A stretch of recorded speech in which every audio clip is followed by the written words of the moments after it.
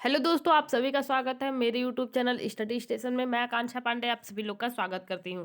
तो दोस्तों, आज हम लोग सीटेट प्रीवियस ईयर का क्वेश्चन पेपर देखेंगे। तो 9/1/2023 का ये पेपर है। इसमें हम लोग सीडीपी के सारे क्वेश्चन कर लेंगे। सीडीपी के 15 क्वेश्चन इस वीडियो में होंगे, सीडीपी के 15 क्वेश्चन इसके अगले वीडियो में होंगे।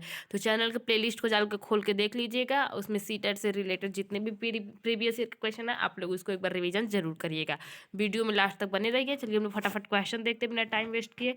तो क्वेश्चन 1 दिया है, विकास का कौन सा पहलू विकास का कौन सा पहलू समाज के कौशल, मूल्य व रवैये के अधिग्रहण व अंतर्वैयक्तिक रिश्ते रिश्ते बनाने से संबंधित है। तो विकास का ऐसा कौन सा पहलू है जो समाज के कौशल, मूल्य और रवैये के अधिग्रहण व अंतर्वैयक्तिक रिश्ते बनाने में हेल्प करता है या फिर उससे संबंधित है। तो ऑप्शन ए दिया संज्ञानात्मक विकास। संज्ञानात्मक विकास में तो आपको समाज से रिलेटेड कुछ नहीं मिलेगा।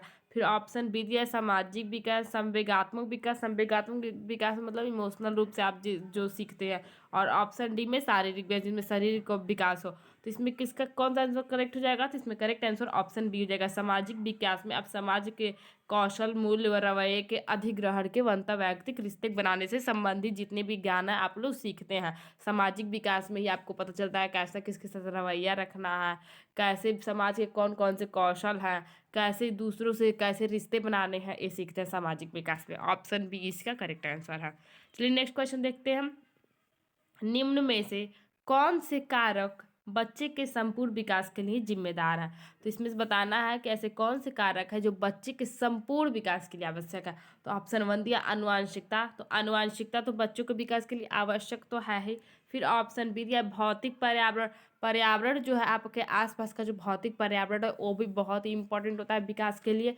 और फिर थर्ड दिया है सामाजिक परिवेश। सामाजिक परिवेश भी बहुत ही इंपॉर्टेंट होता है बच्चों के विकास के लिए। तो अगर आपको किसी बच्चे का संपूर्ण विकास चाहिए तो ये तीनों ही क्या है, इंपॉर्टेंट है। इसलिए ऑप्शन डी इसका करेक्ट आंसर हो जाएगा।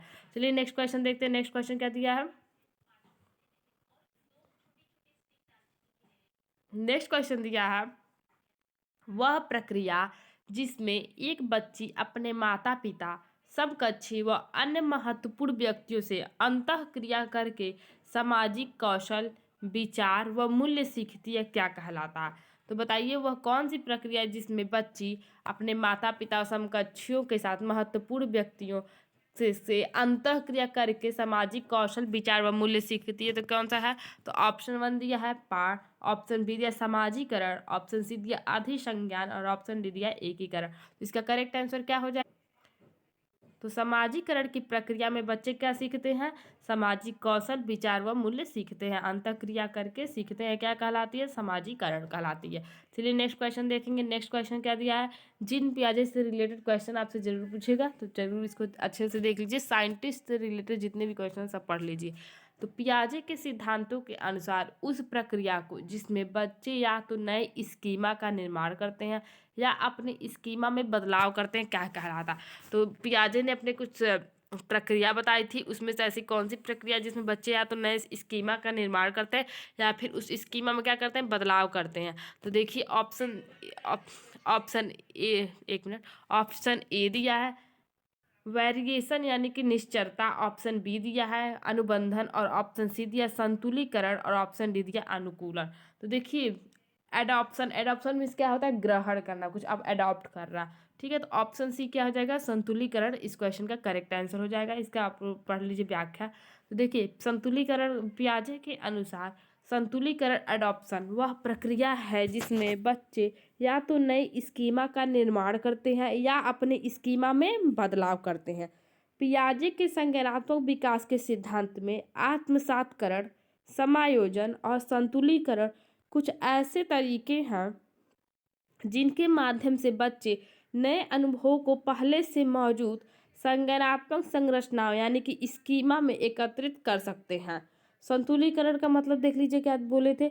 पियाजे का मानना था कि सभी बच्चे आत्मसातकरण और समायोजन के बीच संतुलन बनाने की कोशिश करते हैं जिसे एक क्रियाविधि के माध्यम से प्राप्त किया जा सकता है। यह वह प्रक्रिया थी जिसमें बच्चे को अपने अनुभव के बेहतर और अधिक परिष्कृत ज्ञान की ओर अग्रसर कर किया। तो ये हो गया आपका संतुलीकरण। चलिए नेक्स्ट क्वेश्चन देखिए। क्वेश्चन नंबर 5 दिया है, जीन पियाजे के अनुसार मूर्त संक्रियात्मक अवस्था में बच्चे तर्कपूर्ण ढंग से सोच पाते हैं, पर उन्हें किसमें कठिनाई आती है? तो निगमनात्मक सोच में कठिनाई आती है। जो तो कौन सी ऐसी प्रक्रिया है जिसमें बच्चे क्या करते हैं? मूर्त संक्रियात्मक अवस्था में तर्कपूर्ण से तो ढंग सोच लेते हैं। जो जीन पियाजे ने अपनी 4 अवस्थाएं दी थी, तो उसमें से एक अवस्था थी मूर्त संक्रियात्मक अवस्था। इस अवस्था में बच्चे क्या करते हैं? मूर्त चीज़ों के बारे में अच्छे से सोच लेते हैं, तर्कपूर्ण ढंग से सोच पाते हैं। लेकिन किस में उन्हें कठिनाई आती है? तो निगमनात्मक तर्क में कठिनाई आती है। ऑप्शन सी इसका करेक्ट आंसर हो जाएगा। चलिए नेक्स्ट क्वेश्चन देखेंगे। क्वेश्चन नंबर 6 दिया, कोहलबर्ग के अनुसार बच्चे किस अवस्था में नियमों को निश्चित और निरपेक्ष मानते हैं? तो कोहलबर्ग ने क्या दिया था? नैतिक विकास का सिद्धांत दिया था। तो आप लोग एक बार कोहलबर्ग के बारे में भी अच्छे से पढ़ लीजिएगा। तो देखिए पहला ऑप्शन क्या दिया है? सजा और आज्ञाकारिता अभिन्यास। ऑप्शन बी दिया सामाजिक अनुबंधन अभिन्यास। ऑप्शन सी दिया सार्वभौमिक नैतिक विकास सिद्धांत अभिन्यास। और ऑप्शन डी दिया अच्छा लड़का अच्छी लड़की अभिन्यास। तो कौन सा ऐसा किसमें कौन सा आंसर करेक्ट हो जाएगा? तो कोहलबर्ग के अनुसार बच्चे सजा और आज्ञाकारिता अभिन्यास में अवस्था में नियमों को निश्चित और निरपेक्ष मानते, इसलिए ऑप्शन ए करेक्ट आंसर हो जाएगा। चलिए नेक्स्ट क्वेश्चन देखेंगे। नेक्स्ट क्वेश्चन क्या दिया है? निम्न में से किसे सामाजिक रचनावादी सैद्धांतिक के रूप में भी जाना जाता है? तो ऑप्शन ए दिया है BF। ऑप्शन ए दिया है तो स्किनर हो गया आपका। ऑप्शन बी हो गया लॉरेंस कोहलबर्ग। ऑप्शन सी हो गया JP गिलफोर्ड। और ऑप्शन डी होगा लेव वाइगोस्की।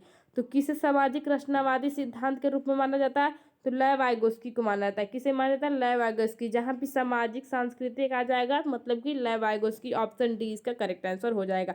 लेव वाइगोस्की ने क्या दिया था? तो सामाजिक सांस्कृतिक और सामाजिक अधिगम का सिद्धांत इन्होंने ही दिया था, इसलिए इस बात से आप लोग याद रखिएगा। क्वेश्चन नंबर 8 देखिए। 8 दिया, एक कक्षा में विद्यार्थी समूह में कार्य कर रहे तथा प्रत्यय को समझ रहा है। शिक्षक ये देखती है कि एक समूह के सभी सदस्य आगे नहीं बढ़ पा रहे हैं। वह उन्हें इशारा व संकेत देकर उनकी सहायता करती है तथा पुनः उन्हें उनके प्रयासों पर छोड़ देती है। कक्षा में कौन सा प्रत्यय का प्रयोग हो रहा है? तो ऑप्शन ए दिया अनुबंधन। ऑप्शन बी दिया पाठ। ऑप्शन सी दिया निष्क्रिय अनुकरण। ऑप्शन डी दिया रटकर स्मरण। तो देखिए अगर कोई बच्चा है, एक दो समूह है, अगर एक समूह को थोड़ा सा हेल्प कर रही है टीचर इशारों के माध्यम से, तो क्या प्रदान कर रही है? पाठ प्रदान कर रही है, इसलिए ऑप्शन बी करेक्ट आंसर हो जाएगा। चलिए नेक्स्ट क्वेश्चन देखते हैं। नेक्स्ट क्वेश्चन दिया, एक प्रगतिशील कक्षा की विशेषता है।